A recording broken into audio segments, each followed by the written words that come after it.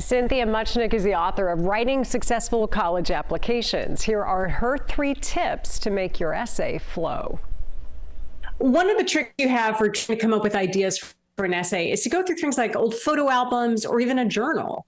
Yeah, students often hear these stories about themselves that their parents have told them, these family folk tales that have been a part of their life. But once they see the photos of those experiences or read about them in letters or journals, it brings the stories to life and gives them something that they might be able to write about in their college essays. It's interesting you say that the average admissions officer reads 25 essays per sitting. So you've really got to start strong with a good hook.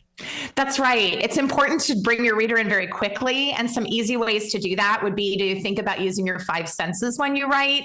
Touch, sound, taste, smell, bring the reader into the moment right away and try to hook them in. That's kind of a trick. But if you think about it, admissions officers, I used to always say they don't even have time to do laundry. They just go out and buy new clothes. So, you want to be the essay that they remember.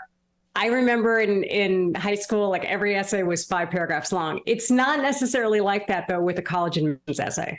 That's what's really tricky. The 5-paragraph essay that is really taught in schools is nothing like a personal statement. In fact, you have to throw all of that out the window and think about your personal statement as a personal narrative, a stream of consciousness. You can use dialogue. You can use ideas that are in your head. You can bring in anecdotes and really don't feel that you have to follow a strict structure. That way it sounds more authentic, like you're having a conversation with your reader.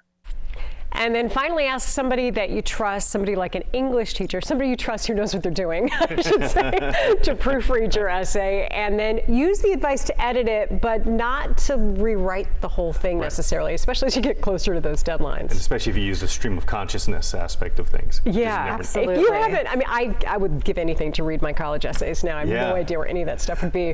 But if you haven't been around that in a while, Google it and see kind of what these kids write. Some of them will just blow you away. Yeah, I bet really all the changed. volunteer opportunities that they can talk about. And I bet the message for parents is just kind of stay back and let them do their thing. Let them do their thing. All right. Good Thanks, advice. Deirdre.